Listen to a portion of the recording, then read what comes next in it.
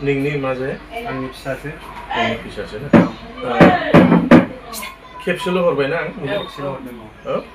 मा दङमोन आरो मा हामबाय एसे खोन्थादो नों सिनस्रि सायोमोन आथिं सायोमोन गगा मोनबा हां सथे मोनोमोन उन्दुनो हायामोन मेरला डाक्टारनाव देखायबाय हामा बायह्रायाव खनसे लांगासिनो दा गैया पूरा एकदम 100% हामबाय खारनोबो नों खिन्थादो नोंनिसिम बेमारा पूरा 100% हामबाय पूरा आराम मोनबाय नों दा जेबो मोना सत्ति थैंक यू आं बोरिमाखानि सरबक बोरिमाखा बे नोंनि फिसाला ना आंनि फिसाला बियो बेना मा बेमार दङमोन आगोलाव बेमारा हासुनायनि एसे प्रब्लेम दंमोन ओमफ्राय डाक्टरनाव लांदोंमोन डाक्टरा होनदों अपारेसन खालामनांगोन होननानै ओमफ्राय दा इयाव फैनानै एसे मोजां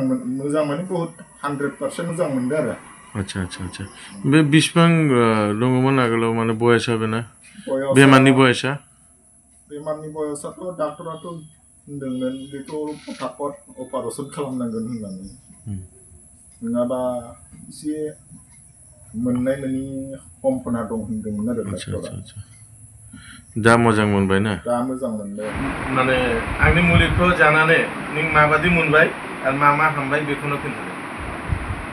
प्रब्लेमाथ' जेन'बा आङो आथिं सानाय ओमफ्राय बे उदै सानाय बेनि थाखाय लांफैदोंमोन आरो मोजां मोनदों आरो जानानै एसे दंबावो आरो बे हार्टनि प्रब्लेमाथ' जेन'बा हांखौ लानायाव एसे प्रब्लेम मोनोमोन ओमफ्राय दा हां लानायखौ मोजां मोनदों आरो पूरा गिदिंदो मानसिया भिडिअ बानायदो गैयाखै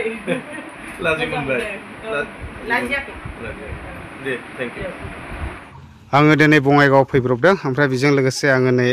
नान्दि आयुर्वेदिक स्ट'रावहाय आङो दसे हाबफैब्रबदों मानो होनना बुङोब्ला आङो कलगेट लानानै थांफागोन आंना कलगेटआ जोब्बाय दा आङो आयुर्वेदिकनि कलगेट सारनिफ्राय लानानै इउज खालामगासिनो दङ दा जोबनाय हिसाबै आङो लांफानो नागिरदों ओमफ्राय बेयावहाय नानानथा रोखोमनि बेमारिफोरनि मुलि होनाय जायो गोबाङानो मोजाङाव फैगासिनो दङ ओमफ्राय बेजों लोगोसे नोंथांमोना प्रयजन जायोब्ला कन्टेक्ट लाहरनो हागोन नै कन्टेक्ट नाम्बारा बेनो आरोना मोननै दङ बेयावहाय नै नोंथांमोना नुखाबाय नै बेनो आरो कन्टेक्ट नाम्बारा ओमफ्राय आं सिङाव हाबलांनि दायो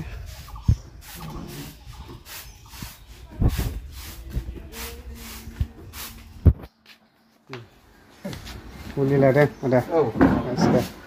आं सिङाव हाबलांनोसै आरो दा मानसि गैथ'आ एसे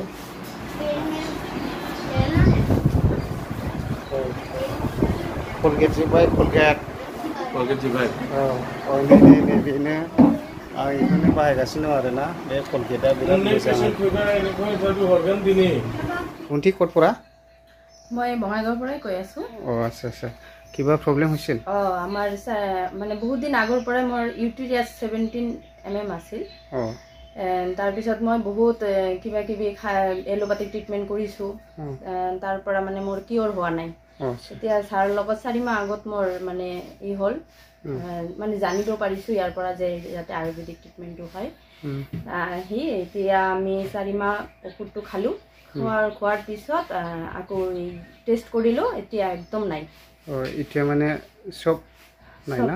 কমপ্লিট এনেকৈ কিয়ৰ হৈ গৈছে আচ্ছা ओमफ्राय ओरैबो दङ नै सासे ब्रदर कहाँ से जी मेरा घर बिहार से है अच्छा बिहार से है ना जी और मेरा प्रॉब्लम था गॉल ब्लैडर स्टोन और लगभग बहुत जगह ट्राई किया था लेकिन इम्प्रूवमेंट नहीं था आयुर्वेद की तरफ जब हमको पता लगा नंदी आयुर्वेद का तो इनसे दवाई जब मैंने चालू किया तो लगभग हमको 4 महीने में बहुत ज़्यादा इम्प्रूवमेंट था और नियरली मेरा गॉल ब्लैडर स्टोन 8-9 mm के लगभग था तो दवाई जब मैंने इनसे लेने के बाद काफ़ी मतलब बोलिए 4 महीने के अंदर लगभग मेरा स्टोन नियरली नील पे आ गया और बहुत अच्छा लगा कि आयुर्वेद की तरफ हम लोग को इस तरह का उपचार मिल रहा है तो नंदी आयुर्वेद का बहुत बहुत धन्यवाद अभी तो नील आ रहा है ना नियरली बोलिए ना बहुत कम अच्छा नील पे है, समझिए कंप्लीटली क्योर हो गया। बहुत अच्छी बात। ओमफ्राय ओरैहाय दङ नै दा जेनेबा माबायदि पेसेन्टफ्रा मानसिफ्रा माबायदि फैयो? गोबां फैगासिनो दं। पेसेन्टनि माबा गैला।